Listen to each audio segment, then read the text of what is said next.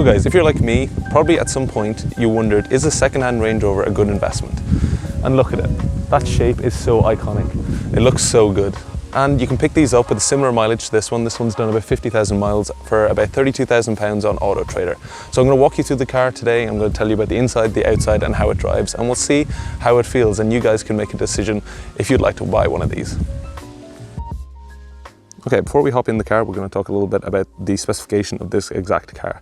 So this car is finished in Carpathian grey, which is like a dark metallic grey. I really like that. If you'll notice, this car is currently where a lot of Range Rovers never ever see a little bit of off-road. It's well capable of it as well. So let's move on to the alloys. These alloys are the 20-inch 5-spoke alloys, and I think they're style 520, if I'm not mistaken. And I really like them. You can get other Range Rovers with a lot of spokes in the wheels, which I don't know, it can get a little bit too much, I think, personally. So let's move around to the front and what's under the bonnet. This car has the SD V6 engine, which is a 3-litre twin turbocharged diesel engine, and it's sequentially turbocharged, which basically means at lower engine revs, one turbo will kick in, and at higher, another one will kick in, which is to help reduce turbo lag. And it does a pretty good job, and this thing moves pretty quick. This engine puts out about 306 brake horsepower, according to the brochure. Let's move along to the side as well. There's air suspension and anti-roll as well to help it actually corner. If you know a little bit about the old Range Rovers, or you've driven some of the old Range Rovers, they used to roll like hell. This style, can we just talk about it? I know I just mentioned it. I think it's a beautiful style. The way the roof kind of closes in towards the back is fantastic. I just really love this shape, and the facelift version of this now I think it looks even better. They did a fantastic job. If we move around here to the back, of course it doesn't have the split tailgate that the bigger Range Rovers have, but here you can see the HSE SD-V6. The rear lights on this I think are really cool as well. I'll show you some night shots maybe up the front and rear.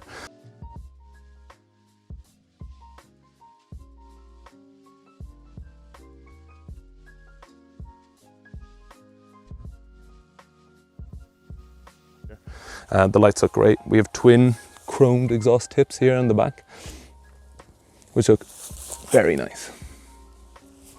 On the newer ones, they're square, which I think it looks okay, but you can tell they're just kind of like empty filler holes that just kind of like sit in the bodywork and don't actually do a huge amount. We're going to hop into the car and I'll tell you about how it drives, some other like characteristics and features of the car. But for off-roading, it's actually surprisingly good. It's probably not as good as something like a G-Wagon, or an actual Defender, but it does a pretty decent job.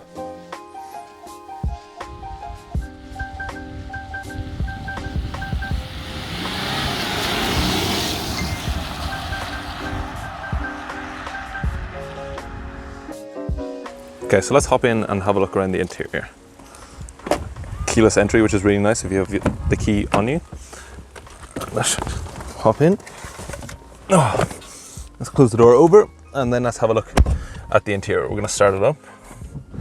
Little start button there. Okay, lovely. So what you're greeted with immediately is this massive, lovely leather steering wheel, which is super nice. It's like the perfect thickness, and it's not too complicated. It doesn't have too many things going on. It has these lovely paddle shifters here. These are plastic, but they're really big. See, I have massive hands, and it is still bigger than my hands. For £55, you can upgrade them to chrome metal ones, which I think would definitely be a worthwhile upgrade, because if you're just touching them all day, then ideal. Have a look at the digital dials in here. It's actually really nice. Considering this was like a first iteration, like some of the first cars to have digital dials, they actually did a pretty good job. They're not overcomplicated, they don't really change. You can get a little bit of sat-nav direction up here in the middle. These don't really change, so it's very nice. Even in sport mode, they all kind of stay the same. So let's look around the inside as well. Then here we have some lovely kind of laminated wood inlays, which I think looks really good. It's kind of like a grey on black, which I think looks fantastic, because I've seen some other Range Rovers that have just kind of like a matte plastic finish here, and it doesn't look great. Like, it just looks kind of cheap, honestly. These dials are really nice as well. See the little LED screens. So if you want to turn on your seat heating, press the button in and turn like that. You can do that to turn it on, and then turn it back, turn it off. And if you have cooling, you can do the same thing the other way, which is really nice. The overall color scheme of the interior is black on kind of a cream It looks really good, I think, all the way around. The seats super comfortable, super supportive. You can blow up all the sides. They're super nice. I really like those. Onto some things that I don't particularly like too much is the infotainment system. So the infotainment system in this car, I feel, kind of lets it down a little bit for a car of its price range. It's not too bad. It kind of works. Everything there is how you need it, but it's not very snazzy or doesn't look very, visually appealing. Like climate, like look at that. It just doesn't look particularly good. The sat nav is all right. It will get you there, but again, doesn't look particularly good. Kind of got that outdated graphic. So Google Maps on your phone is probably a better shout. But I love the way it's kind of recessed into this beautiful soft leather. It's really nice. Another thing I don't really like is the rear view mirror as well. If you look at it here, it's got a really thick plastic rim all around it, so it doesn't really kind of, I don't know, give you a feeling of luxury when you're looking at it, because this is very similar to my Polo one. It would be nice if they put even like a thinner rim or like a frameless mirror. That would be super nice, I think. Another thing is the wing mirrors are absolutely massive. They're legitimately about the size of my head. So you get a really good view kind of out and around, which you kind of need in a car of this size. The same kind of trim continues here. It's got this, everything's covered in leather. It's super supportive. The seats are great, especially for long journeys. So it's a really nice cabin and environment to be in, I think, personally. And I really like it. You sit very high up, obviously being a Range Rover. So it's kind of got that presence to it, which is really nice. Overall, this cabin I think is great. It's really nice to sit in, and every time you get in, you're kind of like, whoa, this is lovely. Another thing I want to add is the sound system. This has the default sound system that you get with the car. It's got a lot of speakers, but it isn't particularly good. So I'd recommend, if you're interested, if you like listening to music, 100% upgrade to the, I think it's Harman Kardon that do the sound systems in these. It's 100% a wise investment.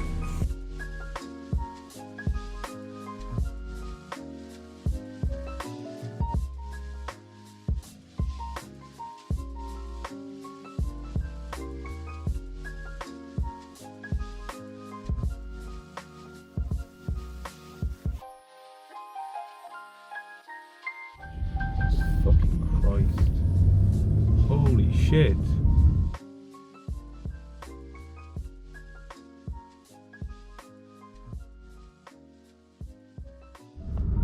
So I've been putting off recording this video for the last 3 or 4 days because we've had such bad weather here in the UK. It's literally just been chucking down with rain for 4 days, relentlessly, no breaks. So finally today's cleared up a little bit, so we can take this car out on the open road and it's a little bit more safe. And I can actually talk to you about how it performs in a bit more dry conditions than in the wet, because in the wet it's just no good to anybody. Now the car, immediately you don't feel its weight. The engine is more than torquey enough and powerful enough to make this car feel like it's not 2 tons and you're not lugging around this massive piece of steel. It disguises itself quite well, and the ride is very interesting. The air suspension, I feel like I've definitely felt softer air suspension in my life, but you kind of feel all the bumps in the road like a little bit, but it's not very harsh, if you know what I mean. It's kind of hard to describe. It's almost like slightly firm air suspension. Like you can feel little niggles, but they're not. They're kind of smoothened out a lot. That's quite nice. And you have different ride modes. You can have it in high access mode as well, which the car raises up, and that makes the suspension a bit more stiff, but it makes the car roll a lot, so you don't really want to have that on the road, even though it does look cool when you're sitting up super high. Okay, we're going to pull out of a really fast junction here, so this will be a good acceleration for test, because this car is coming super quickly from the right. So we'll put it into sport, and I'll put it down into first gear, and we'll try to inch our way out.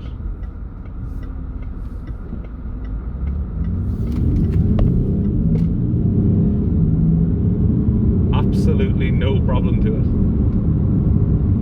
That engine has a serious amount of power. We'll put it back into automatic. Might lower my seat down just a tad. Yeah, the engine is so torquey. There's one thing with the engine that I have noticed, and then that is the turbo lag low down. When you're going from a standstill to take off, especially if you're pulling out of a junction, you'll be sitting on the junction, you'll be like, okay, this is my time to go. You'll put your foot down, and then for about a second the car will be creeping forward, which is kind of scary when you need to get out of a junction very fast, creeping forward, then all of a sudden, boom, you're sucked back into the seat. So there's a lot of turbo lag right low down, but otherwise than that, there's not really, you don't really feel it midway through the rev range at all. But it's just, that is kind of scary. So you're kind of inching out, and then all of a sudden it just comes in. That's the only turbo lag you really feel. And the rest of the rev range, it's kind of there. The power's there all the time that you want it. It's just that first little oomph. and that can be a little scary. So that's the only thing about this car. Especially, I would definitely get out and see if I could test drive it if you're interested in looking at one of these. Another big thing, as we all know with Jaguar, Land Rover, and especially Range Rovers, is the reliability is a big, massive problem. So this car's done 55,000 miles, and I know the owner, and he said that there's nothing really majorly gone wrong, except you've got to have one electrical fault if you're going to have a Range Rover. He came out to unlock the car one day, and it wouldn't unlock. He couldn't get it to start, all the power was dead. It was really weird. So they got the Range Rover or Land Rover people out, and they were able to fix it, and it's had no real problems since.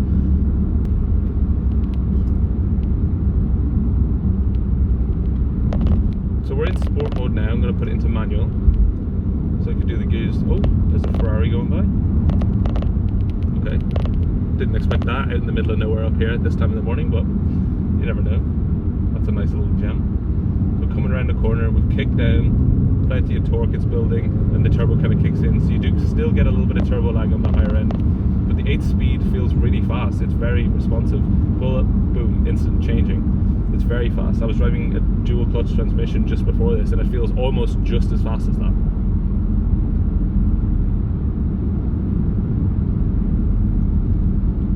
Coming up to a little corner here, let's change down again.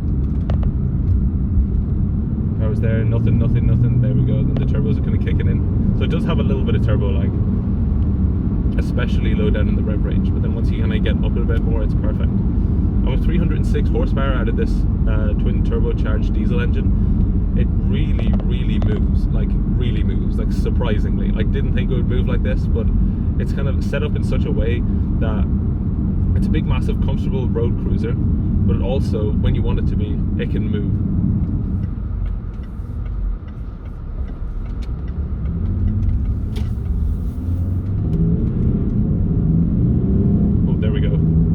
After 3,000, oh my god, turbo's going full 90. Woo. You don't realize as well, the sense of speed in this cabin is nowhere near what speed you're actually doing. In here, within seconds, you're going ridiculously fast, and it doesn't feel like it. It's just gliding across the top of the road. And the car has double glazed glass all around, so it does a great job of insulating you from the road and the road noise.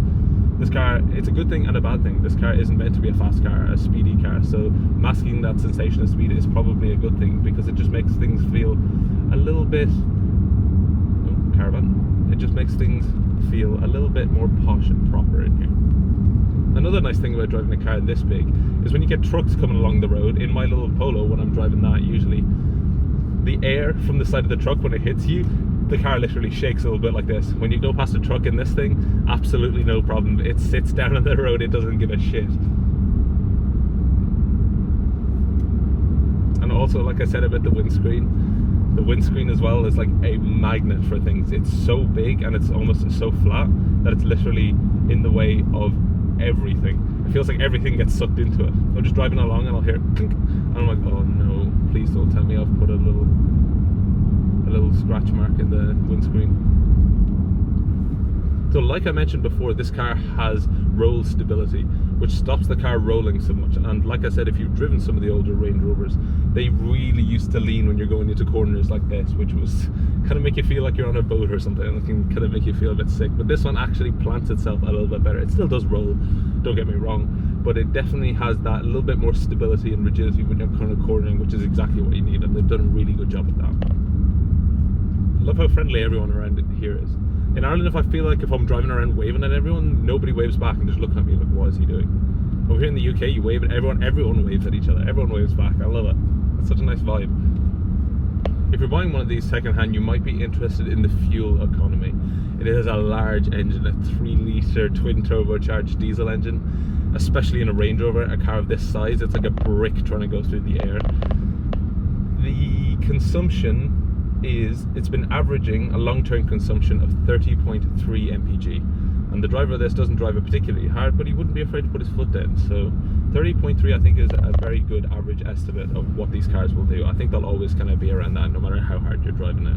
Like, realistically, you're not going to be smashing it all the time. So 30 miles per gallon, it's not great, but you know, it's not the worst thing ever. A lot of 3-litre petrol engines get much worse mpg. So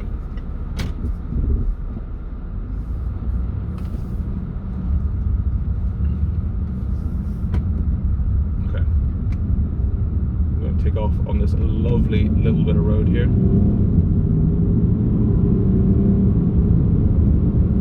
It's so able to move. It can disguise its weight and size so well. It's so satisfying. Especially if you're pulling off from junctions, more than enough power to overtake. Makes you feel very confident on the road, which is a great quality to have. It's an absolutely tremendous car. It's fantastic. I'd say this is the perfect family car if you're interested in getting it, to bring everyone around. It's so practical, there's so much room in the back, it's comfortable, it's fantastic for long journeys. I think you'll be hard to find something better. You could buy something like an X5, which will probably be a little bit cheaper, but why not stand out and buy something a little bit more exciting than an X5, because the X5s just kind of fit in and blend in on the road a lot more, whereas a Range Rover has a lot more road presence, and you get that, especially the same as like a Q7 or they brought out the X7 actually as well. They're probably a bit more of a similar price point, but still, this car I think is a fantastic opportunity. If you're looking for it in the market, I would definitely not hesitate. At least go out and have a look and sit in one and then see how you feel. Thanks very much for watching. I really appreciate it. If you liked it, please subscribe and hit like. Thanks guys.